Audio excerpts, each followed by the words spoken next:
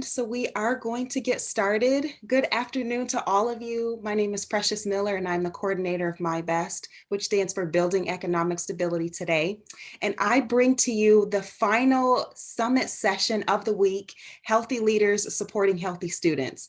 We have had a robust week of providing quality content, opportunities for connectivity, and really just allowing for us to share our stories, but also amplify the stories of our students, which really empowers us to keep doing what we're doing because we're doing great work. And sometimes we don't always hear a thank you, but hearing that student story of knowing that food pantry is working or that relationship made an impact in that student life sometimes could be that thank you. And so it was great to share those moments and memories with all of you this week. And it was great to also coin Comfy Clothes Thursday. I am looking forward to relaxing and really just empowering myself and highlighting the importance of self-care and mindful moments. We are joined today with Dr. Dominique Hammonds. She has been very influential in my life, and I am just so pleased and honored to welcome her and celebrate you today, Dr. Hammonds. Thank you so much for sharing your time with us.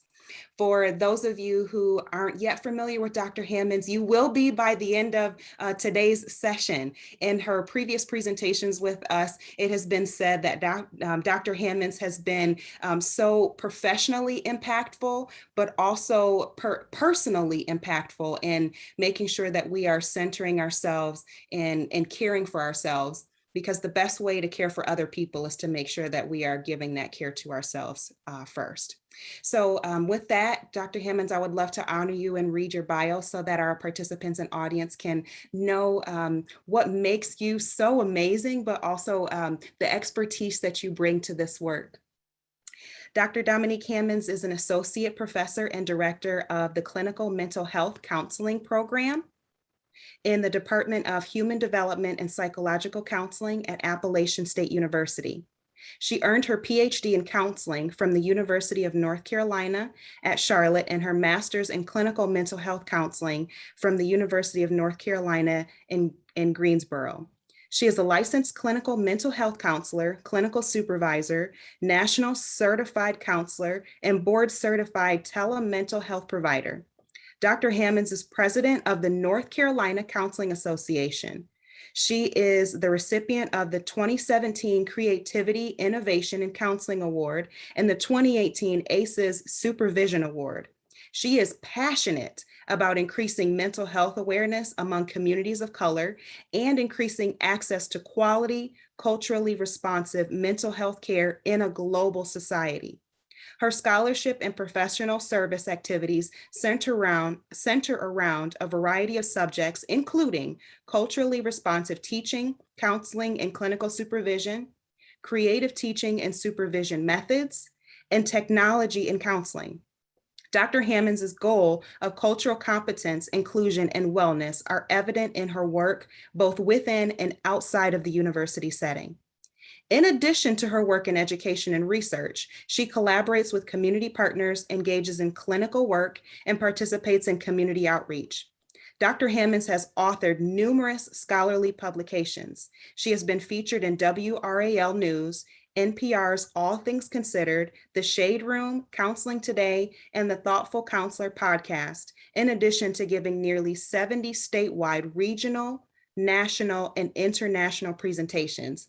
It's an honor to be in your presence today, and I'm so looking forward to everything you're going to share. With that, I will turn it over to you, Dr. Hammonds. Thank you. Thank you so much for introducing me, for having me, for welcoming me into your space today. I already feel so welcomed. I was able to have some great conversation before we got started today, and I feel like this group is going to be fun to talk with. I also am excited because I heard that this is your last session for your summit, and I feel very honored to be given that responsibility, because my hope is that we'll be able to wrap everything up and put a bow on your experience, and hopefully you'll walk away feeling cared for in so many ways. And this session, we're going to talk about caring for ourselves and being intentional about how we can do that, making space for that. As we have heard before, I'm sure numerous times, right? When we're struggling with something, when there is a challenge, the best way to care for others is to do what? Care for ourselves first, right? We've heard of the example of the flight attendant sharing with you, okay, if something's going on with the plane, what do you do first? You always put your mask on first before you can help others. Self-care is that practice for you. And I say practice intentionally, but we'll talk about that in a second. Okay, so I'm going to jump in. A little bit about me here, just an introduction. What we'll do. We're going to talk about foundations of self-care and mindfulness, some benefits of both of those things, the techniques that you might be able to implement, and then we're going to end with a mindfulness practice. So I'm so excited about that. It sounds, I just heard actually earlier that you may have done a mindfulness practice in the past, or at least somewhere earlier in the summit, but this one I'm hoping will be very different. And again, put a nice bow on your experience. Okay. A quick about me. You heard about me in my bio. I'll just drive home the last point there, that these types of presentations, talking with groups, it's really important to me, as I feel as though it's so important to get outside of the university to share expertise, to share knowledge, to spread the word about mental health, right? Of course, my students learn from me, but it's folks who aren't enrolled in master's programs who need it, right? It's folks who are out in the field, regular everyday people who need this information. And this is what's so fun. It's getting out and talking to people. That's what I really enjoy. So I'm so excited and again, honored to be here with you all. Okay, I know a little bit about the work that you do, and I imagine that it's been challenging for both you and your students over the past year and a half, as we experience all of this. Your students, there's been some research that's been coming out. I pulled some data from the National Center of Educational Statistics. This one comes from 2018, but we'll hear some recent data at the end there about the challenges that our students are experiencing. And you would probably say, Dr. Hammonds, Dominique, this is no surprise, right? 43% of the undergraduate students that we're likely working with, they feel like they have to hold a job while attending school. Challenge, right? And this has been something that we found in the literature even prior to COVID-19, even prior to some of our current life circumstances, right? So I can't even imagine what it would be like now for them, feeling like they have to balance and manage how to respond to competing demands, right? And it could be including caring for family members, right? Trying to stay safe and paying for school. That's a lot, paying to live. 85% of students said that COVID-19 has impaired their ability to succeed. Also, probably not shocking, right? As we mentioned, just the layer upon layer of challenges that they are trying to deal with. And 71% of respondents in the study said that COVID has impacted student academic progress, so student success, right? And given what you do, you're probably noticing that in your work, that students are trying to figure out how to deal with all of this.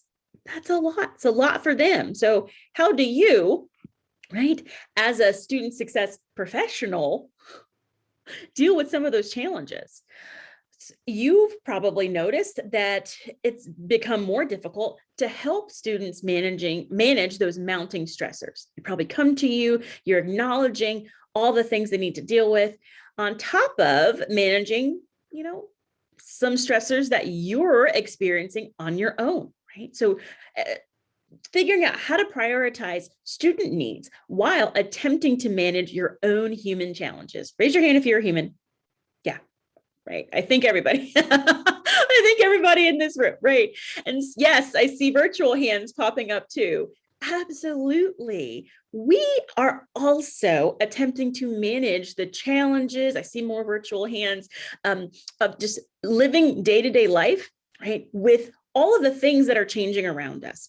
I'll give some examples. I know over this past week, last week was definitely a challenge for my family as my child was sent home because of potential COVID exposure. And then you have to deal with, oh, I got to do my own work. And then I have my clients that I have to manage and my own students, right? So how do you manage this continuing up and down merry-go-round of stress, things you can't control, caring for the people in your life while caring for others? Hands down, that's a lot, right? And I imagine COVID-19 has put some organizational pressure on your college as well, right? Whether that be financially, whether that be shifting resources, attempting to allocate resources to where they might be better used, dealing with lack of resources. It's been challenging from a number of different directions. And I can imagine you sitting in the middle thinking, okay, how do I deal with all this, right? I can only imagine. So the world around us, these mounting struggles, these mounting challenges, we could probably add to this list and tenfold, right? But here I've listed a few.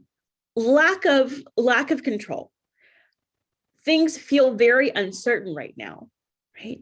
There's changing policies and procedures, and you're likely getting emails weekly, maybe even more than that, saying, oh, here's something else we need to think about, consider, change. Here's a new policy coming down the pipeline that's going to impact the way that you do your work, right? There may even be discomfort in the virtual environment. I heard actually on this call that folks are feeling pretty connected right now. And I think that is a testament to how intentional the organizers have been about trying to ensure that that connectivity is felt, because you still want to make sure that you're building relationships, that you're maintaining the strength of those, because it's so important to building together as student success professionals, but also figuring out how you can learn from one another as you help others, right? Or even lack of knowledge with online communication. Maybe, I know we're kind of a year and a half into this at this point, and we're probably learned a lot about how to do this, but I know it's on some meeting, there's at least one person who can't figure out how to unmute themselves, right? We're still figuring it out, and that's okay. That's to be expected. We're all human. So I'm sure there's more challenges. And, right, it's tough. So thinking about all of those things, right, and just how heavy that can feel around us, I would bet that proves to us how important it might be to focus inward, right?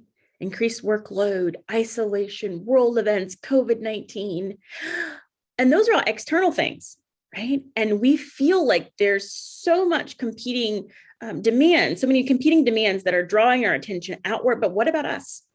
What about the person who needs to fulfill these expectations, to meet those needs, to build those relationships, to maintain those friendships, to care for others? Oh, even saying that just makes me feel a little exhausted, right? And that's where I think it's so important to take care of ourselves. I will admit, hi, I'm Dominique.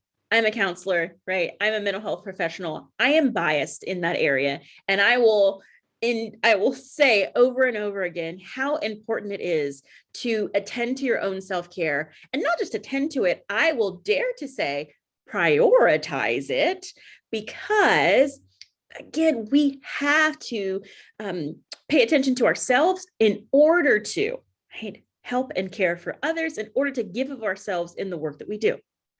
So you'll see a few questions here listed on your screen. Peruse those for a moment, and I'll make sure that you have this so you can refer back to them. But what if you were to just read through a few of those now and rate yourself? One, strongly agree, or 1 strongly disagree, 10 strongly agree as to where you might fall on this self-care assessment today, September 23rd, right? I am able to manage my time effectively in my professional life. I'm able to manage my time effectively in my personal life. I regularly set aside time to meditate. I practice mindfulness much of the time and am satisfied with my level of presence in my daily interactions with others. I engage in recreational activities that re-energize me. Right? I'll let you read some more of those. My self-talk empowers me and has a positive impact on my wellness. So please just think internally, process with yourself for a moment where you might rate yourself.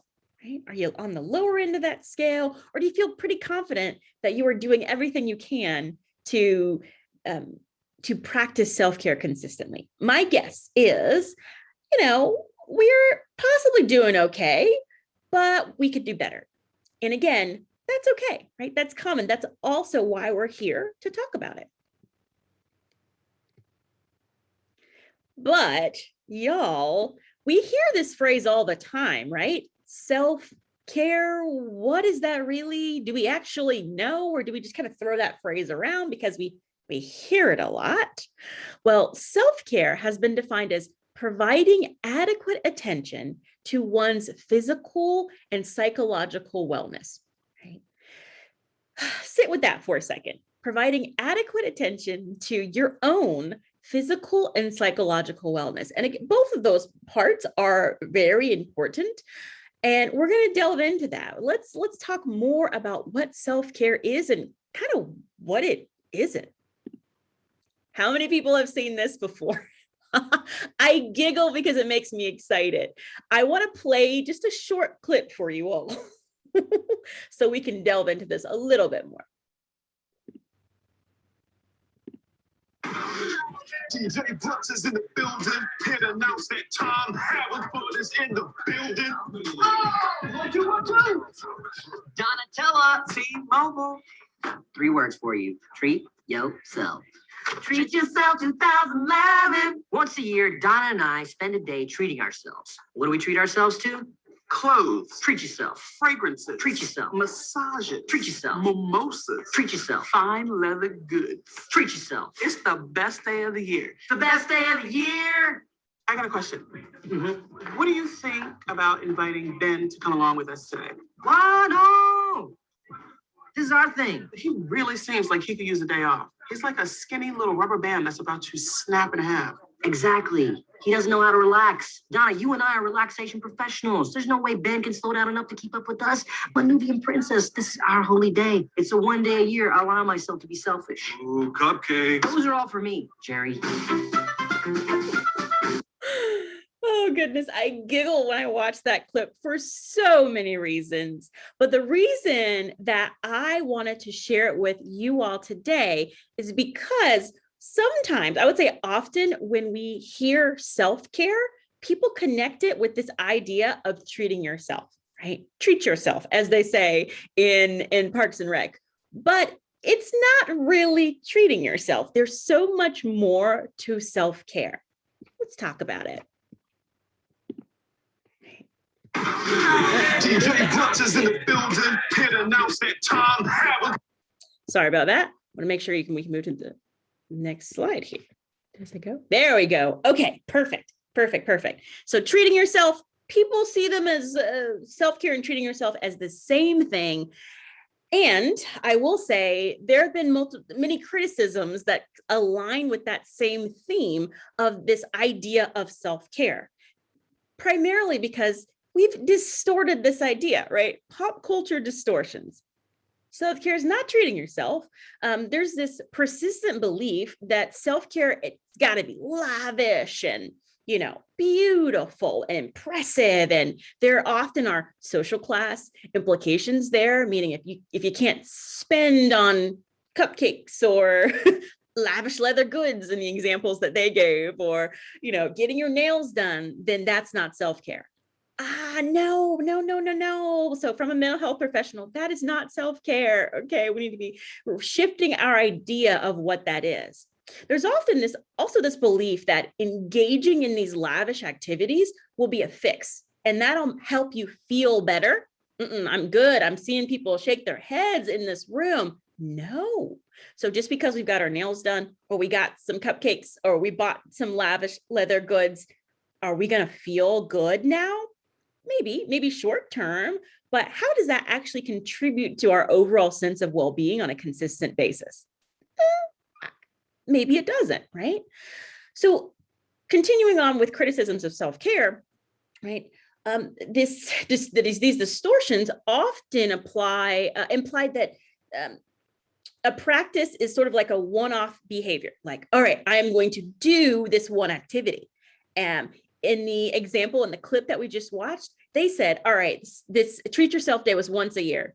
And it's, no. So if you only practice self-care once a year, what does that mean for the rest of the year, for the other days? Does that mean that you are just not well and you got to save up all of your sense of wellness, all of your looking forward to, all of your, however you feel when you're not practicing self-care for that one day?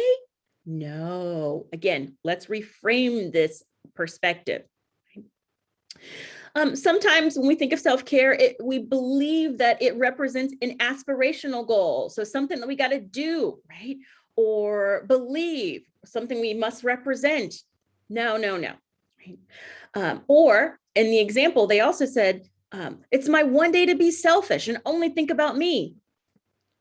I would not say that self-care is being selfish. Let's flip that, right? Self-care is actually taking care of yourself so that you can be the best version of yourself. You'll show up better to others, right? You'll show up more well. You'll be better able to manage concerns when they come up, better able to meet the needs of the students that you work with, better able to be a coworker, right?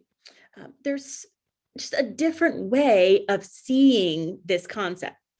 And then lastly, the definition of self-care should incorporate some part of self-compassion. So it's not just doing things, it's really focusing in, again, on your physical and your emotional needs, right? Your psychological wellness, but it's also being kind to yourself. It's also acknowledging how you might be feeling, your own suffering, perhaps, your own feelings of inadequacy, your own pain, and sitting with that and being okay with that, right? It's not pushing those feelings away and forcing yourself to power through them. It's acknowledging it so you can work through. I want to say that again, right? Powering through is not going to help you as much as acknowledging and working through, okay? So hopefully we have a different way of approaching what self-care is as we move forward. So let's continue. What are the hallmarks of self-care? So we talked a little bit about what it isn't, but what is it then? Self-care involves acknowledgement of the tangible benefits of whatever you're going to do or practice or experience. Active decision-making, you are making a choice to practice, engage in, or experience. And I'm excited about that active piece because that helps you feel more motivated. It helps you feel like you've got more responsibility, control over your own life. And right, there is consistent engagement in these activities, these experiences, or these choices. That part is important, and I wish I could have bolded that bullet. I should have. I'll go back and do that. Bold that bullet because it's got to be something that's consistent. Not one day a year, right? Not when you feel like you've got the time. Not when I'll say that again. Not when you feel like you've got the time. It needs to be something you make time for. Because trust me, your body and your mind, think of those things as like a machine. Right? I don't know if anybody has just driven a car and you have just been like, you've seen the change oil light. It keeps popping on. You're like, I'll do it later. I'll do it later.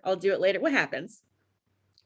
Yeah, you know what could happen, right? The car's going to break down on you. We are the exact same. You cannot keep putting off self-care and saying, I will do it when I have time. I'll stop by and do that emotional check-in, check-up when I've got a day off, or when I, can squeeze in this extra 15 minutes, or when I will allow myself this extra 15 minutes. You have to make time for it, because our bodies and minds will break down on us, right? We will feel overwhelmed.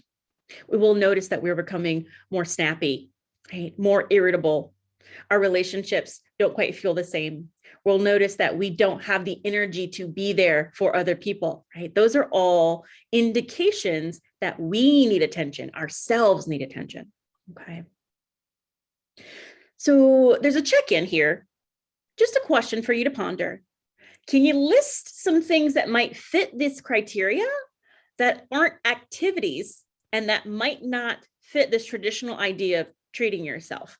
And so what is self-care that you could practice that's not treating yourself? What might be some examples? I'll list some, right? I'll let you ponder for a second, but might some examples be acceptance,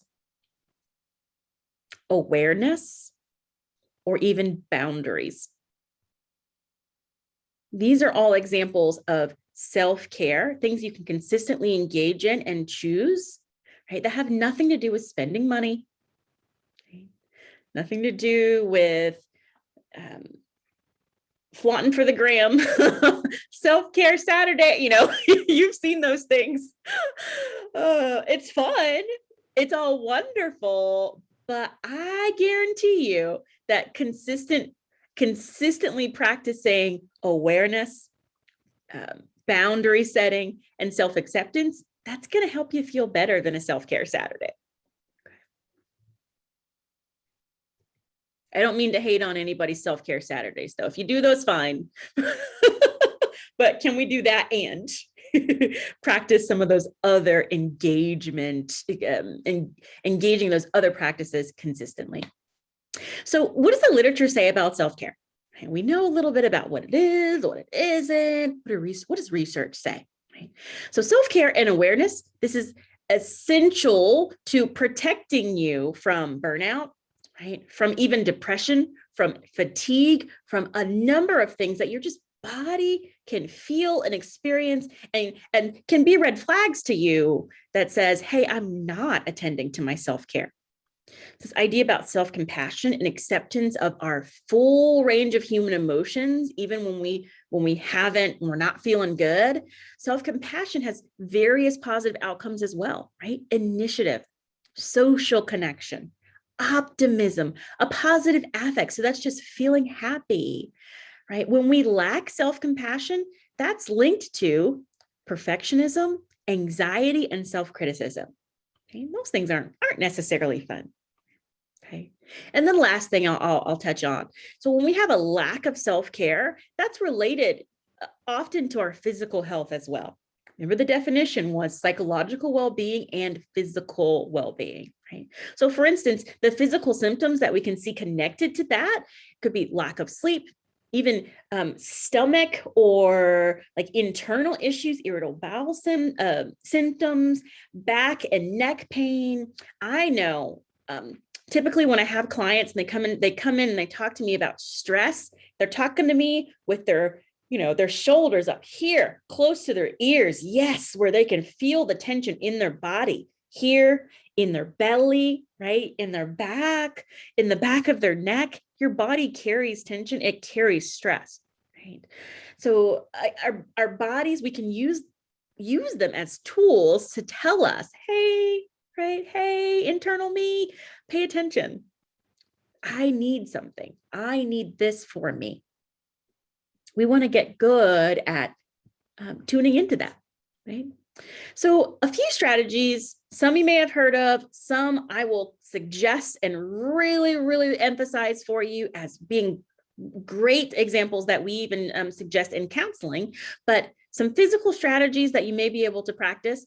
Exercise, right? We all know that, how important it is to connect, that mind-body connection. I heard that you did some yoga. Was that earlier in the week? Awesome. Yoga, Pilates, walking. You'll notice that these are all low impact. And if you are able, they really help tie in breath, right? Breath is tied to our emotion as well and can help us feel better. So nutrition, meal prepping can be wonderful. I recommend that to my clients too, if they're thinking about, well, how do I manage these challenges?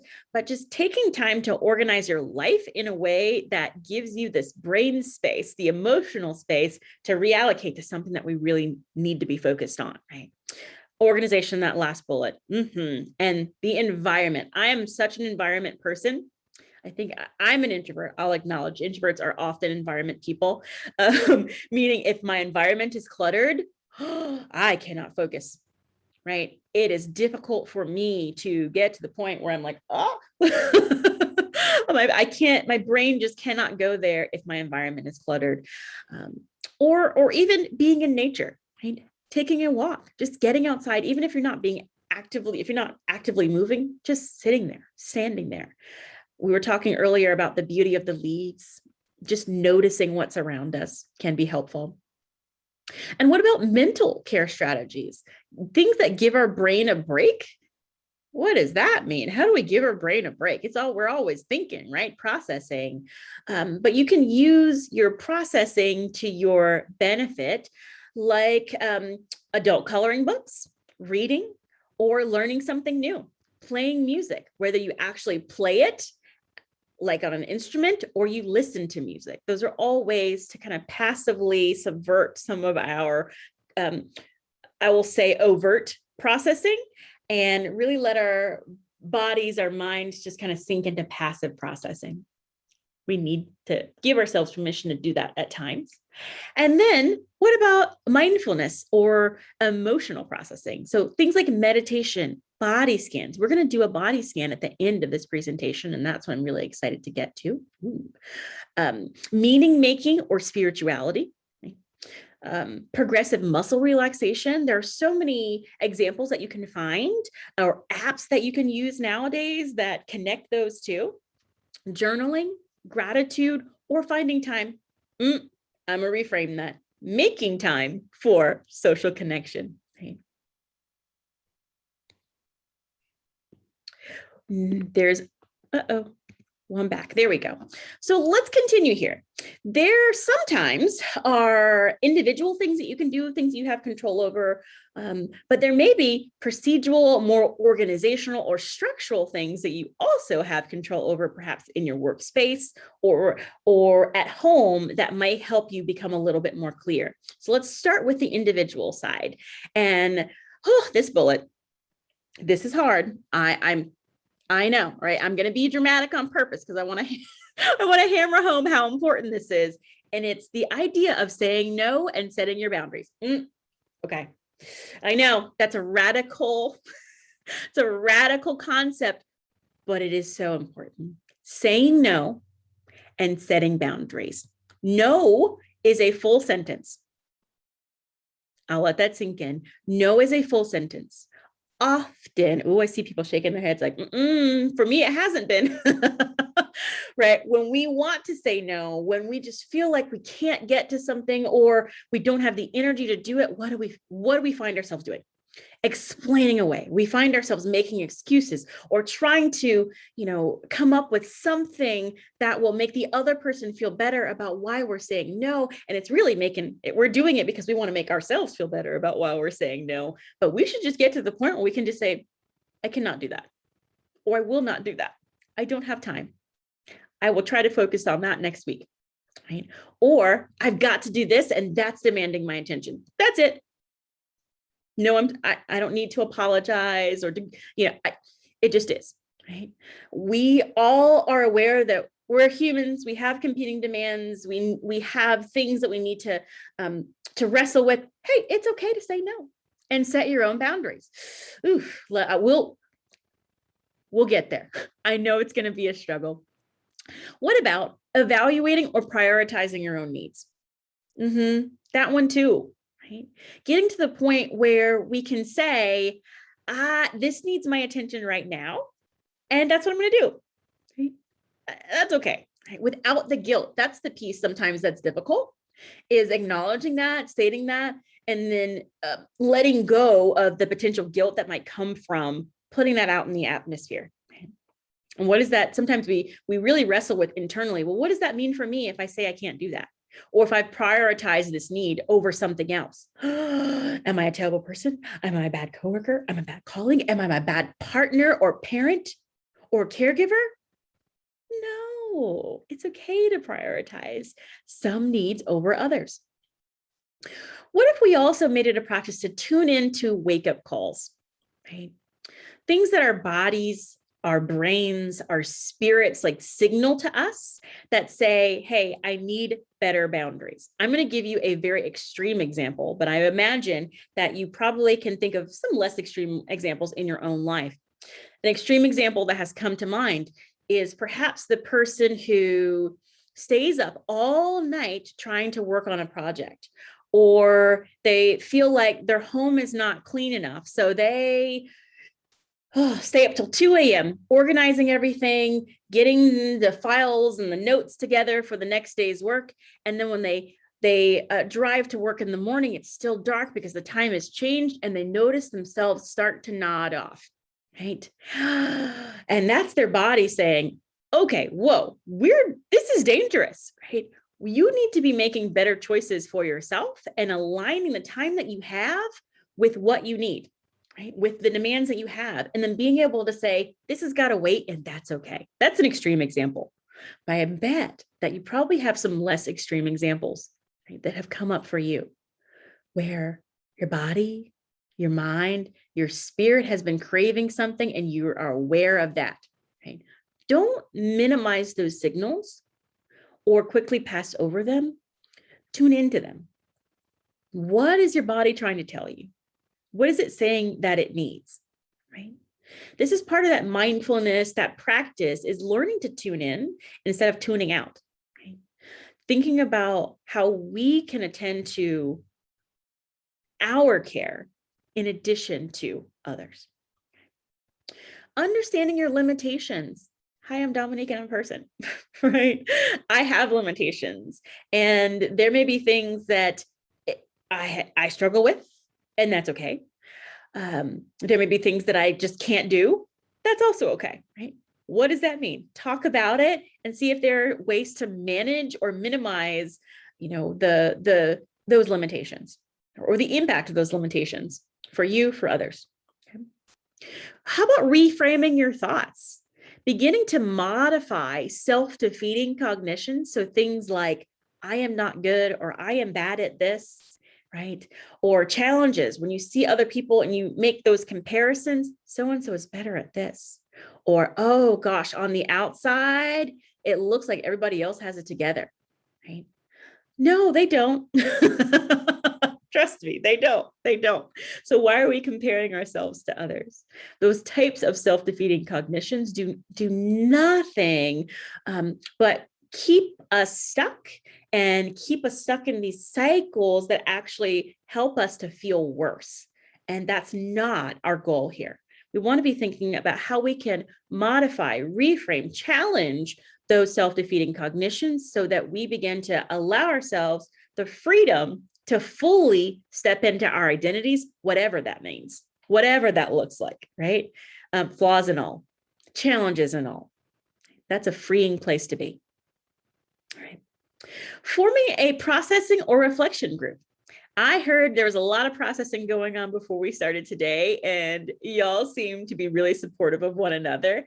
Seek out and maintain those relationships. So find the people that are supportive of you and set aside time to just be in that supportive atmosphere, right? Whether it's on a call like this, or if you feel comfortable meeting with one another, setting aside time to be with those people, to do something that engages you all. It's important, right?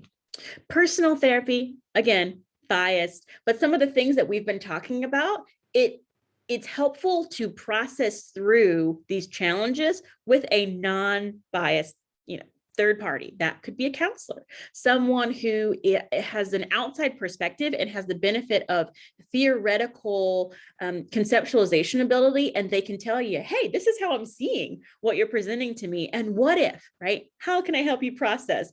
Providing that supportive environment. Okay. Self-reflection continuing to just process, think through your own challenges, your own growth, and self-compassion. I imagine there may be others, but we'll continue with some of the procedural things. So what does this all look like? How do we help? How does this help organize our day? Well, here's some suggestions. What if you practice self-care each day?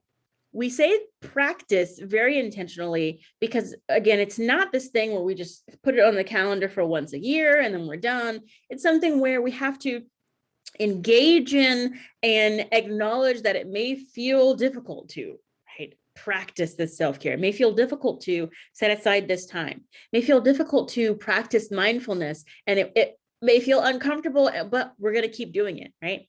As you imagine practicing, learning to walk, or practicing a sport. You don't just get out there on the field once and say, all right, self-care, check, done. I am now an expert at this process and I am Michael Jordan level. And I just dated myself because I think now people would say LeBron James or somebody else, not Michael Jordan, but I'm not this, elite level professional at this. That is okay. That's why we say practice self-care, because we need to find what works for us. We need to try on these different hats and learn alternative ways of meeting our needs. I would say thinking about this as a non-negotiable rather than something we're going to set aside time for and be like, ooh, now I can. No, it should be now I am going to. And I am intentionally doing this. Okay. Sometimes, right? Oh, goodness. For those of us who work in an office, who answer emails all the time, email can be a really competing, it can be a bear. And the reason I say that is because it pops up, it seems like it demands our attention right then and there, and it distracts us. And then we're like, oh, wait, I was over here doing this. Our minds get all wobbly. What if you were even intentional about how you organized your day and what you gave your time to when? For example, email, right? Schedule an email response time. Block it off. You can put it on your calendar and you can say, this is when I will respond to emails. Sometime every day, or whatever works for you and your demands. But having that time set aside so that your brain can only focus on one thing at a time is helpful, right? I imagine you all know what it feels like, right? To be changing hats all the time. All right, here, this competing challenge, this over here, this focus. Okay. You leave feeling overwhelmed, right? But if you can think about, all right, this is the time that I will only think about this project, that I will only think about this demand, that I will only think about this responsibility. I know our work in today's society has really demanded that we become multitaskers, but our brains still like to function one thing at a time, right? We do that one thing much more intently. Right? We can focus more, and we lose less, we expend less energy if we focus on one thing at a time rather than all the competing demands. Okay, you probably know that. What about describing communication preferences to your students or to people that you work with, your partners, saying, here is how I will communicate with you during what time, what constitutes an emergency. I see that as being really clear about setting boundaries, even in the workplace, right? So what's an emergency versus what's not? I know for me in my role as a counselor, that's very, very important, right? Because I'll get clients who will say, oh, I need to talk to you. And we get on the phone, they're saying it's an emergency. It's not an emergency. They're stressed, but that's also not what I'm there for, right? We talk in a contained environment, and my role is to not help you manage all the stressors whenever they pop up, right? My role is to help you become better at managing your own stressors whenever they pop up. And that's a clear way of setting boundaries. So let's talk about that, right? And you may even need to do that in your own life with people around you, right? Friends and family who demand things of you, and you're like, oh, I got to set this boundary with partners, with anybody, right? Boundaries are important for us. They help us feel better. They help us make sure we're getting our needs met, and they allow us the enough brain space to do what we need to do. Right? All right, so I'll keep us moving because we have a lot to talk about. Hopefully you're processing, beginning to think about how you can strategically take care of yourself no matter what setting you're in. And continue with this idea of strategy, what if you were to create a self-care plan, right? There's a model called WEDEP, and it's WDEP, wants, doing, evaluation, and plan. Now, this really asks you to think through and kind of process through several questions and walk through all those letters, WDEP. So what am I doing, right? Is there something that I'm doing that is hurting or helping me, right? On either end of the spectrum. What am I doing? What do I need? What is my current behavior? Is it satisfying or unsatisfying to me? So this is helping you evaluate what you need. To what degree am I doing this? And is it enhancing my relationships or not? Right? Ask yourself those questions and then create a plan, right? Plans, I love a good plan. Therapists, yes, plans are important to me. As student success professionals, I imagine plans are important to you as well. But for ourselves, we plan for everyone else. What if we were to, hold ourselves accountable to making simple, attainable, and measurable goals that might help us work toward self-care, right? It could look like this, right? What if we were to also continuing this idea of being accountable, reflect on the success of this plan, right? What have you learned about working with barriers to self-care and applying them to your own life? What have been some of the barriers, right? Has it been your own cognitions perhaps, right? Or feeling guilty? I can't do this because I need to show up for someone else. I don't have enough time. So-and-so needs me. Or there's this competing demand that I feel like, I need to prioritize over myself. It could be cognition. It could be other people, but just awareness of those things is very, very important. Right? Motivation to change. So are you feeling like I know cognitively that I need to do something differently, but I haven't made a step yet, or I'm blocking myself from making a step? That's often where we see people coming in, right? They have some type of awareness that something needs to change. Right? And yet they're stuck on how do they get moving?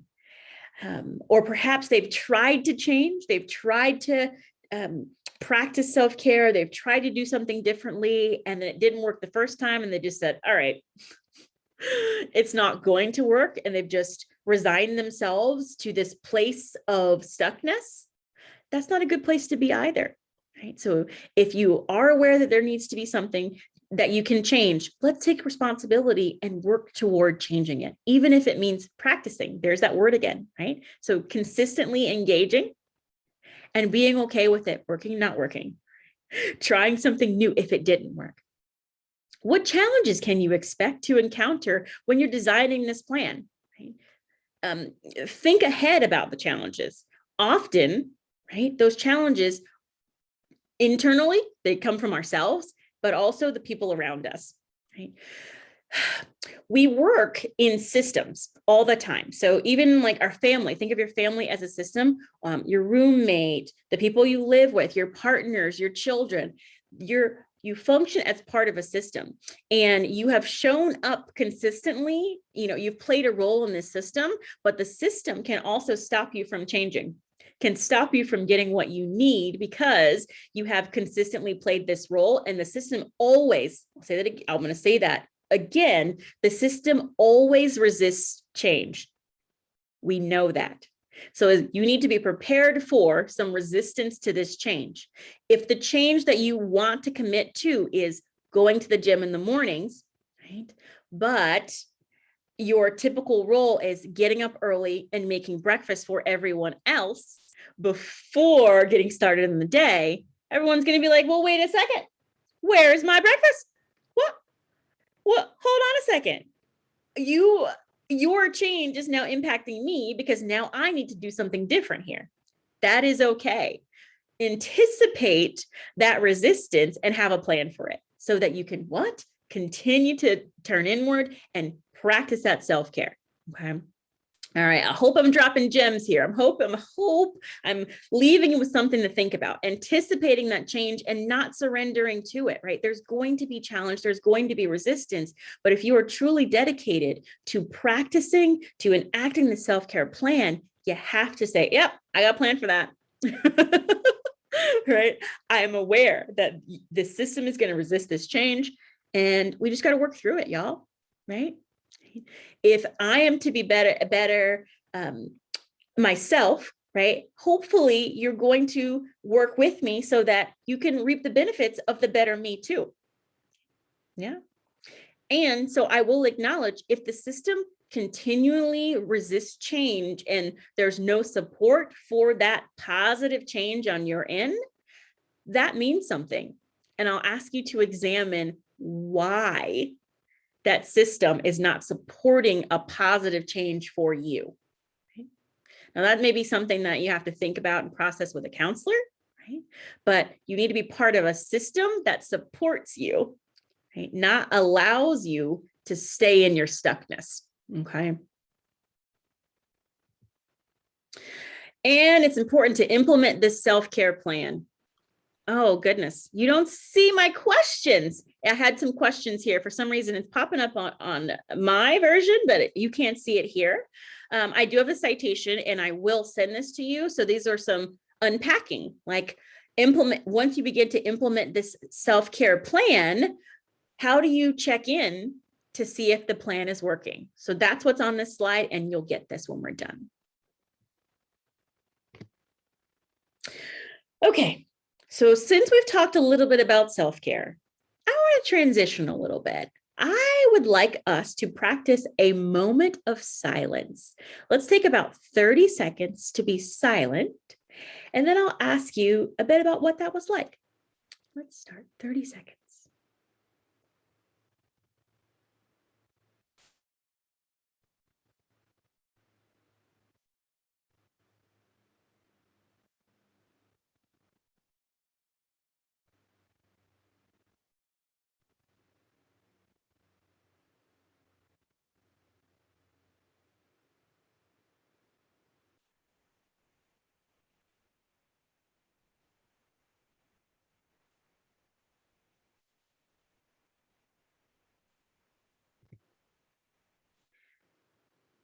As we re-engage and bring our attention back to the sound of my voice, and I exhale because it's nice sometimes to just give ourselves permission to not do, right? To just be.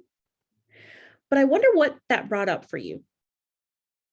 So when I even said moment of silence, or when you saw it on the screen, you probably were like, what are we doing here? Where is this going? Or you might be acknowledging this is going to be difficult because I don't like being in silence. Or perhaps you noticed while we were trying to observe this 30 seconds of silence, you noticed your mind wandering. And your mind wasn't silent, but your mouth was, right? Oh yeah, I see some heads nodding.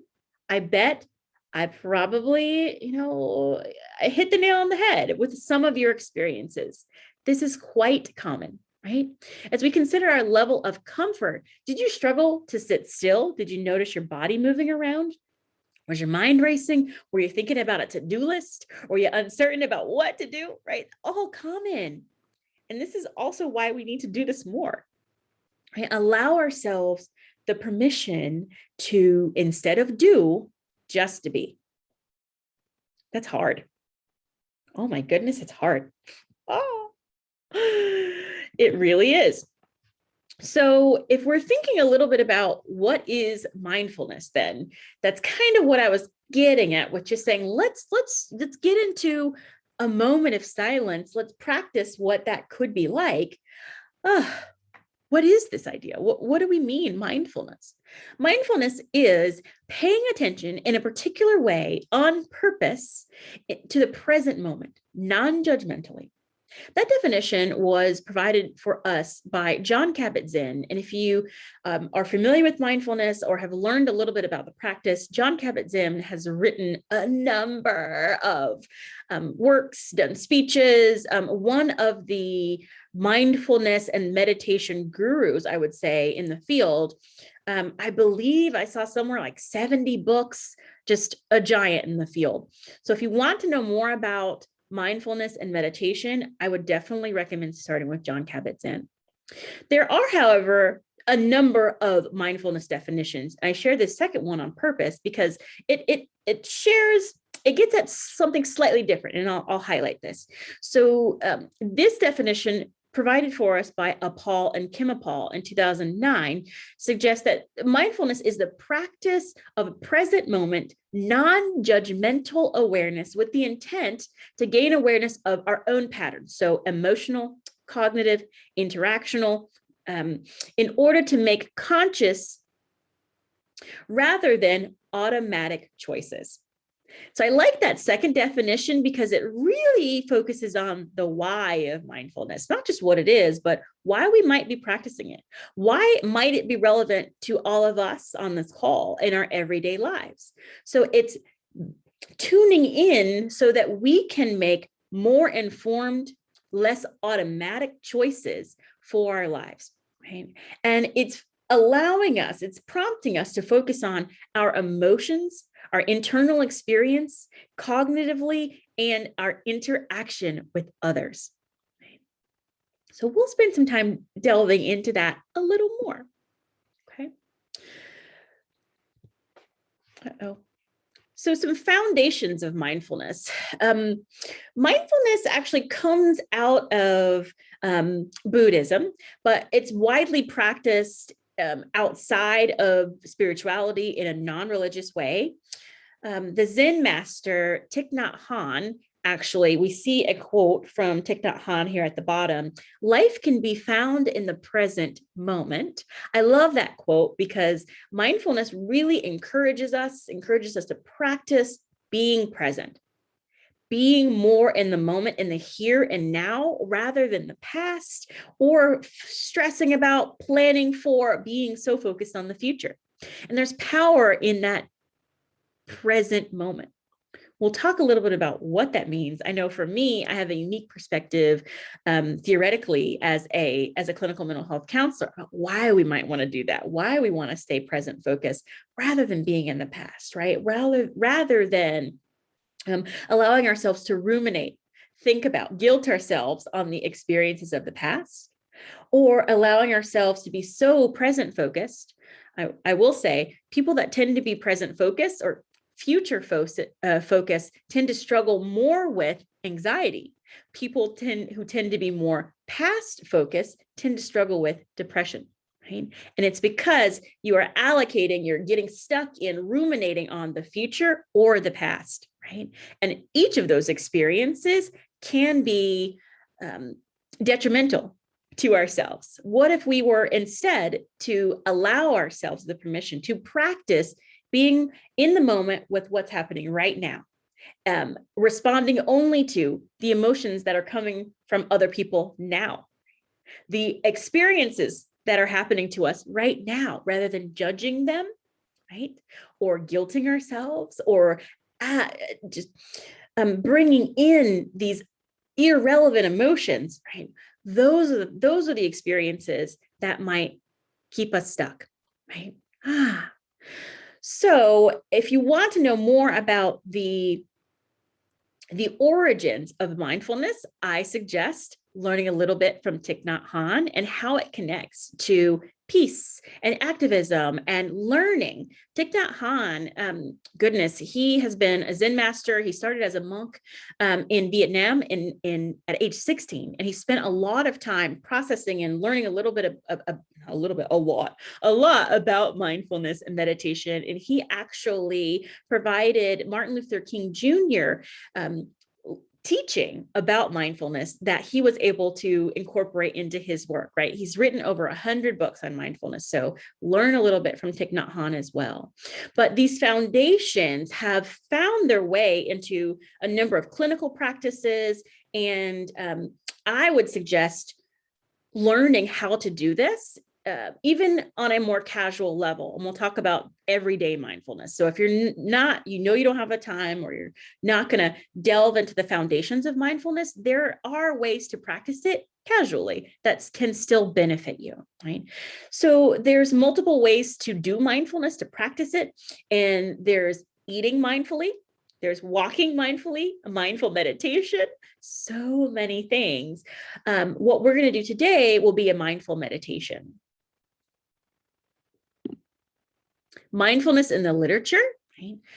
Oh, so much literature around mindfulness. I'll just touch on a few of these things for you so you can really get the gravity of why it's so important, what makes it so awesome. Mindfulness, if you practice consistently, actually helps to repair cell damage and fight disease. Pretty cool, right? It internally changes our body structure if we consistently do this. It changes our brain structure as well. So after just 8 weeks of consistent practice of mindfulness, it minimizes our brain's fight or flight center, right? The amygdala, it appears to shrink, right, when doing scans. And this primal region of the brain associated with fears and emotions, it's involved in initiation of the body's stress response. So, oh, wow, how cool is that, right? So consistent practice of mindfulness can actually minimize your body's response to stress. Similarly, as the amygdala shrinks, the prefrontal cortex actually gets thicker. It expands, right? And the prefrontal cortex is actually the part of the brain that's responsible for awareness and concentration and decision-making. Wow, right? So just this one practice, we can change our bodies, we can change our minds, and help our brains learn to respond more intentionally, more thoughtfully, less reactively to stressors. So not only does it reduce stress, it helps us improve concentration, manages rumination. Remember, I mentioned rumination and how we can get stuck on the stuff of the past, and how that causes depression. It's a depressive symptom, actually.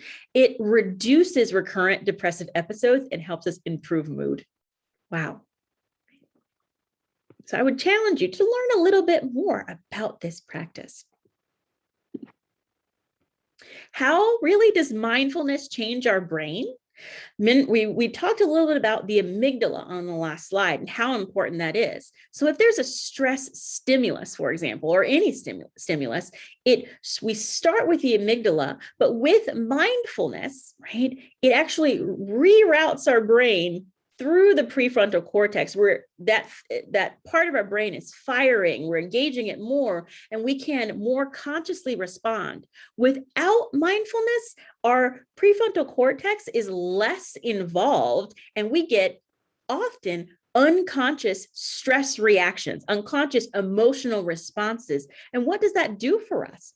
I imagine we've all experienced stress in our lives, and we notice once we get so flustered, sometimes we do and say things, we react in ways, we notice our body experiencing things that we would not experience if that stimulus weren't there, or if we weren't so emotionally aroused, right? With mindfulness, it trains our brains to slow down a little bit, to engage that prefrontal cortex, and to less often react and more often respond. Connections to mood. So what does this matter to mood and behavior change and well-being? Right? There are so many cognitive models of therapy that connect how important cognition, so beliefs about self, the things that the thoughts that are running underneath all of our experiences, why those things matter to behavior, because cognition triggers an emotional response that triggers our behavioral response. And those things happen so quickly without us realizing oftentimes. So if we're able to slow down, right, to start with that cognition piece, to engage that prefrontal cortex more, we then can create more space for responsiveness rather than reactive behaviors. Right? And there's whole models of therapy that are built around just that one concept, right? And training our brains to think more intentionally, right? To use our emotions for our benefit and not for our downfall, right? Because sometimes we can react to emotional, like, where did that come from? But if I could slow down a little bit, right, we have more control. So that's an intentional practice. So after hearing all this, we're probably like, okay, am I better yet? Am I happier? Now we know a little bit about mindfulness. We talked about self-care. We're good, right? No, we're not good, right? So it really is, it takes a commitment. This is something that we need to practice. And I'm going to hammer home that point. Mindfulness is a practice. It's going to be difficult for us to jump in and feel like we've got, our sea legs about us, because it's often like riding a bike. When you first learn, you're going to fall off and it's going to feel awkward and weird, and you're going to give up. You're going to want to give up, and you're going to say, this is not for me. But I urge you to push through that and get back on the bike when you start this practice. I'm going to say when you start, because I'm encouraging all of us to try it once, to allow ourselves to be in the present moment without judging, to be there without allowing our thoughts to impact us in a specific way. But how do we do that? I've got some suggestions. Ooh, fun, right? Okay. I'm going to move quickly here. So we talked global definitions. We learned a little bit about what it is, but what is it operationally? Meaning, how do we do it? Right?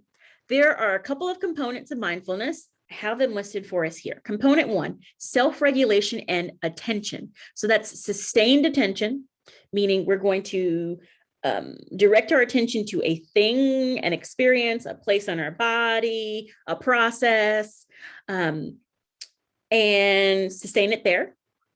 That's very difficult for some people, me included, right? As I also learned this practice, because we're so used to switching, to holding multiple things at once, but it's really hard to just try to do one thing at a time and keep bringing your mind back to focusing on that one thing, right? So sustained attention switching, when our brains inevitably, right, wander from the thing we're supposed to be sustaining attention to, it's non-judgmentally just bringing ourselves back to that one place. And it's the inhibition of elaborate processing or task irrelevant thinking. So when we're sustaining this attention, it's telling that other stuff to stay out, right? That's hard. Okay. Component 2, developing an orientation to experience, where I said that we are all oriented toward doing, right? I'm going to do this. Checklist, done, done, done. I must be doing something at all times. What if we're training ourselves to be in the moment and to experience where we are right now? So all the thoughts, the feelings, the sensations that are happening in the current moment, we're acknowledging those things and welcoming them in. We're reframing from evaluating though. So as we welcome them in, we're not saying, oh, that feels icky, or, oh, that hurts. It's, there's something that I'm feeling, right? I'm noticing what colors are around me, but without naming, labeling, judging, attaching some thought, to-do list, task to it. It's just seeing, noticing. That's a skill all in itself, the skill of noticing. So as we're reframing from evaluating, we're just accepting. And this often leads to a heightened awareness, which we want. So continuing. With the building blocks of mindfulness then, let's start with body sensations. That's breathing in, that is acknowledging our breath. Sometimes when we do this, though, the in-breath and the out-breath, if you study mindfulness and meditation, you will see it labeled that way very intentionally, in-breath and out-breath, because it's important for us to place attention on the fact that we are breathing, right? In, out. And even the process, the experience of out-breath, you notice your body shift as you breathe in, and you can hear that. You experience something very different than the out breath. So if you begin to connect in breath, out breath, in breath, out breath, if you can get into a rhythm of doing that, even just that one practice, in breath, out breath, in breath, out breath, processing through that in your mind, almost like does anybody, I think about Thomas the Train, how you see him chugga, chugga, chugga, choo, choo, right? That, but you see how a train has a rhythm. Choo, choo, choo. You can train your body. Wow, what that does for how our body processes oxygen, how it connects to our brain. It does so much for us, right? So we may even notice tingling, pulsing, or even no feeling as we do this. But the important thing to do is notice what we're experiencing. Okay? Tune in to each part of your body as you are breathing.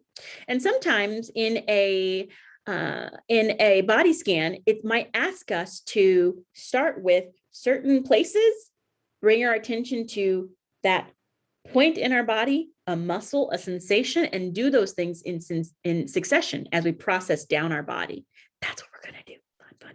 Okay, so I'll move because I want to make sure we'll have enough time to do that. All right, continuing. So another building block. Oh goodness, did I skip one? I did. Emotions. This is important. I don't want to skip that. Tuning into our emotions. So noticing the presence of emotions as they arise, but non-judgmentally. That's the hard part, right? So I'm experiencing anger, sadness, joy. Can we practice accepting those emotions and then just releasing them? Right? Not labeling, not judging, saying that's bad, or tasking yourself with something to do about that emotion. Just feel it and allow it to be. What about sensory input? This could be sights or smells or touches. I mentioned there's a practice of mindfulness that might involve eating. Right? Often, what you'll see is starting with a raisin. I know you can't, I don't have a raisin with me, but I'm pretending there's one here.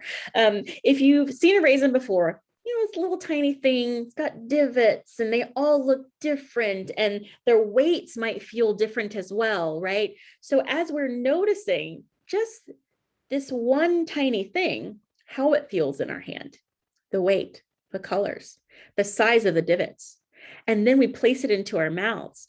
How does it feel on our tongues, right? Bringing our attention to each sensation as it just sits there, or even as we chew it.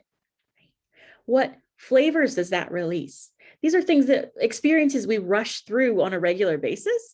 And if we begin to train ourselves to slow down, what might that do for us? Okay. So yes, you can do mindful eating. Sensations around us might be, what does the table feel like that your computer is on? Right? Just answering that question, something that we probably we don't really take the time to think about. Train our brain to just be in the present moment. All right. A mindfulness technique I want to share with you quickly is called urge surfing. Now, this actually comes out of behavior change literature. You'll hear about it often.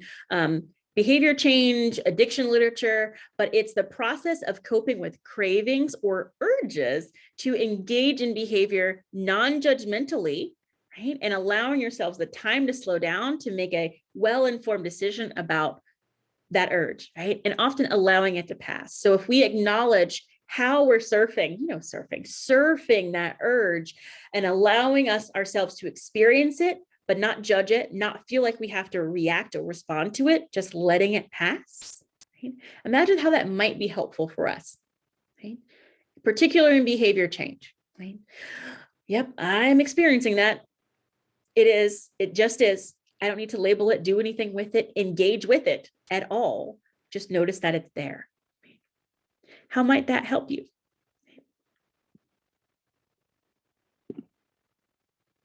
The practice of noticing, I mentioned, is so difficult, but I'm going to challenge you to practice this. So that might be pausing in the moment, looking around you and noticing, just tuning into all of your senses, right? Looking carefully, noticing what your senses are bringing into you, right? And sitting with that.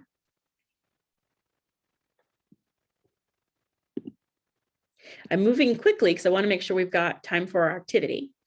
Another technique is called a sober space, and it comes out of the addiction literature, but it is used consistently in lots of behavior change techniques. And it's stop. So you see the word sober spelled out here, but stop what you're doing and focus. What's happening around you, right? Observe the sensations in your body. What are those? What are your senses bringing in? What are they telling you? Breathe and focus on your breath.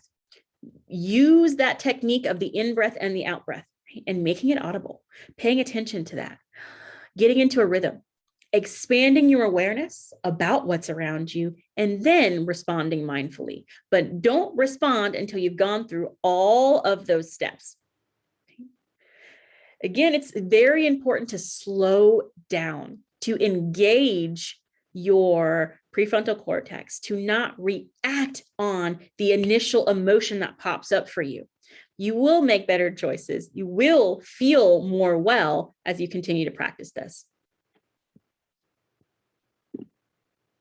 Everyday mindfulness. As I mentioned earlier, you may not have the energy or the time to fully delve into the practice of mindfulness, but you can do what's called technique integration and pull on some of these things in your everyday life. So some suggestions might be doing what works for you rather than second guessing yourself, focusing on the moment without distraction, doing one task at a time, participating without being self-conscious, paying attention to what's going on around you, taking a non-judgmental stance, just letting the information come in without feeling pressure to do anything with it, and slowing down. Those are some everyday tips, but I do suggest, if you've got the time, if you're wanting to commit, if you're wanting to engage in some of that self-care practice, to learn a little bit more and challenge yourself to practice some of the techniques that we just discussed.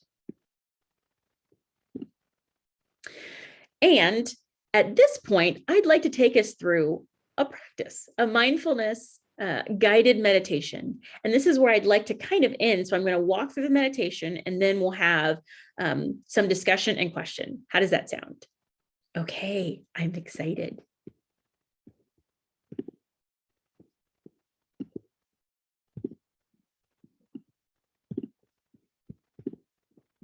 So I'll ask you to find a comfortable place in your chair and to let your body just fall naturally and listen to the sound of my voice. If you are comfortable, if you feel as though you can do this, close your eyes and allow your mind to just be.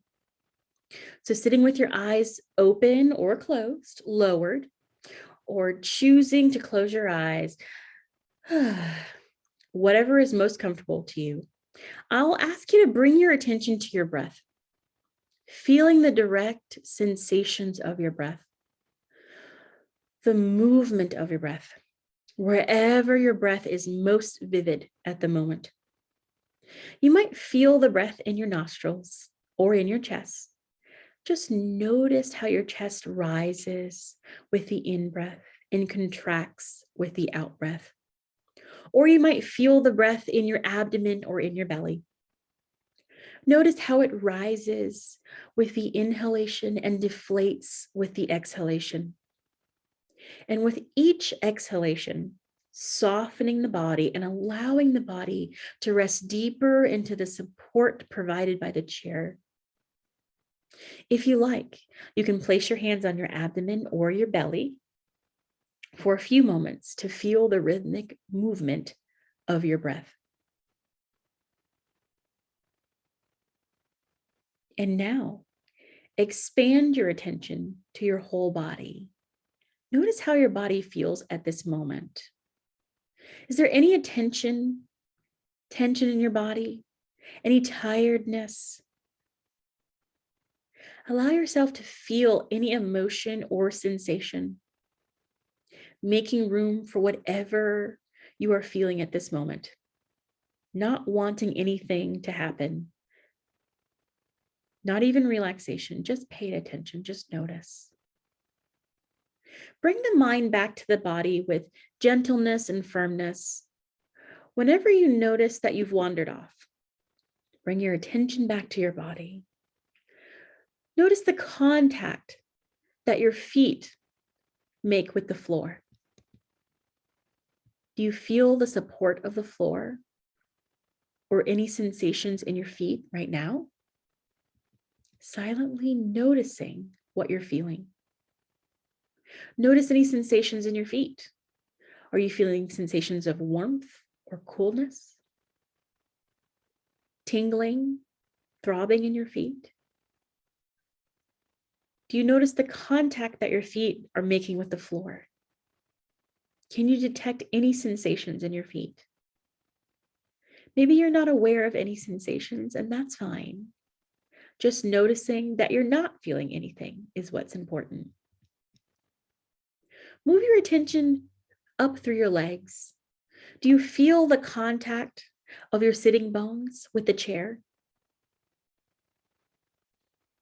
Are you experiencing a sense of warmth, pulsing, pressure, tingling, or anything else? Just notice what you feel. When you are ready, move your attention to the back, the lower back. We tend to accumulate a lot of tension in our lower backs. Notice if there's discomfort in your lower back at this moment. If you like, exhale, imagining that the discomfort leaves with the out breath.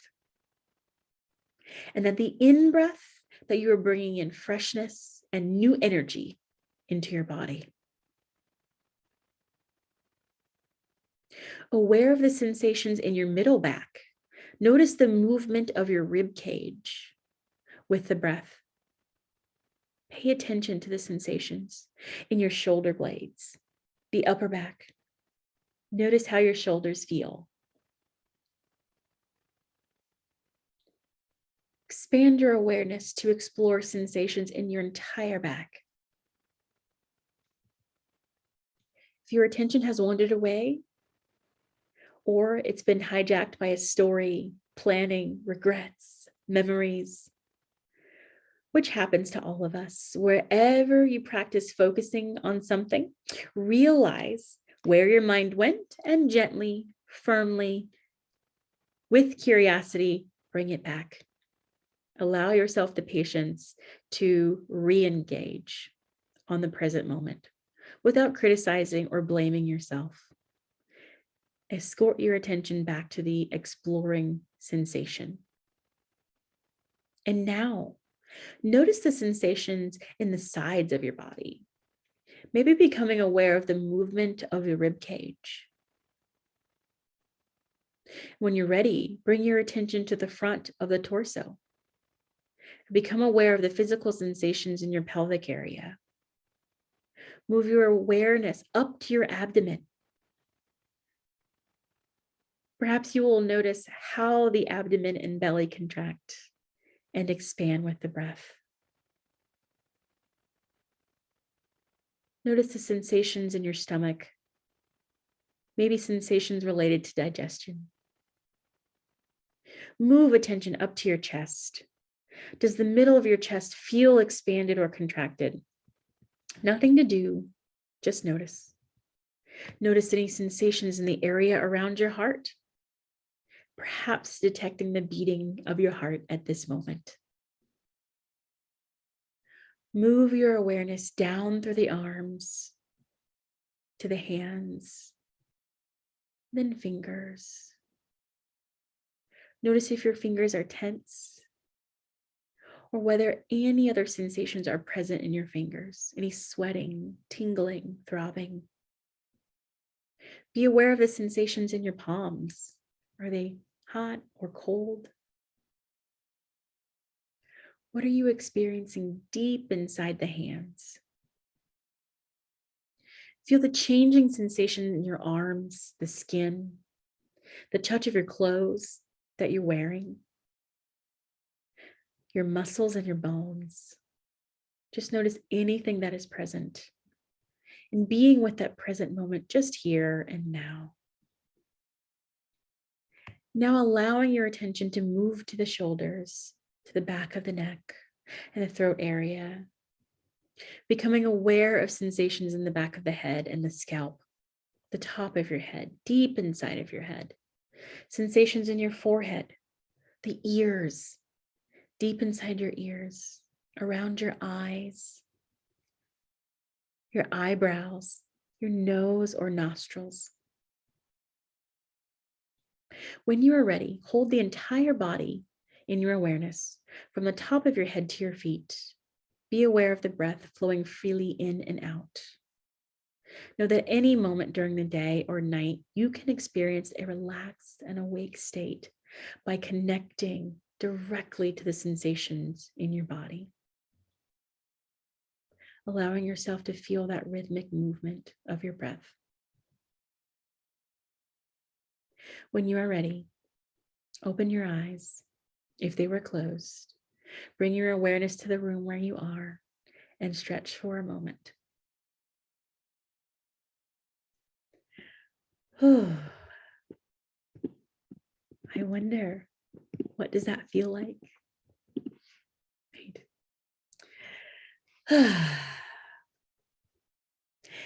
As we begin to close, because I know that we just have a minute or so, I wonder if there may be discussion in the chat or things that anyone would like to share or ask. I also have popped up on our screen some resources that I'd like to share with you. There's a QR code that contains a link to a document called the Big List of Pleasurable Activities. I ask you to save that link. Super cool. It can help aid you in your practice toward engaging in self-care and consistently. Right? A book that I love, and I actually have on my shelf here, I have both of these, Mindfulness, an 8-week plan for finding peace in a frantic world, and Set Boundaries, Find Peace, a guide to reclaiming yourself. 2 wonderful suggestions that can help aid you in your guide toward mindfulness and self-care. Any thoughts as we close? I am so zen. I don't have any thoughts, just lots of awareness for my body, the space I'm in. Just very thankful for everything that you shared. And I have lots of notes of things that I am going to start doing and practicing and making a part of my everyday work. I hope that that can be shared for many of those joining us today. There is lots of buzz in the chat about how insightful this session has been. I see it helps slow minds down, feeling like it should be Friday instead of Thursday at 4:30. Thank you so much for everything that you shared with us this afternoon. If you are those who like to reflect on summit sessions and activities and learnings, this PowerPoint will be made available on our website, so you can feel free to view it there. Dominique, I'll be sure to connect with you to make sure that we can have that available for our audience. And I will turn things over to Katie, who's going to share our raffle winners with you guys. Katie, is that okay? Yeah, I'm ready Okay. and able. I'm Okay. super excited that before we were doing the mindful things, I was having some chats with my colleagues and we decided to have 2 raffle winners today. And both of the individuals are in the session today. So thank you to Holly and Janice for all of your engagement this week and on social media. And congratulations, you'll be hearing from me soon so that you can get a $50 Spa Finder gift card to practice some more self-care. Yes, congratulations to both of you. And thank you all so much for the time that you shared with us in today's summit session, but in every session that was held this week. I loved seeing so many faces and seeing the emojis pop up in the chat and all of the buzz and activity happening on social media. Please remember to evaluate our sessions so that we know how to make improvements for coming summits and other virtual convenings. We would love to hear from you, and we really do read every single evaluation and comment shared with us. Katie has placed that evaluation link in the chat. With that, I will conclude our session and wish you all the best self-care practices being integrated into day work as you are supporting the efforts of your institution and supporting students. Be well, and I will see you in the next spaces.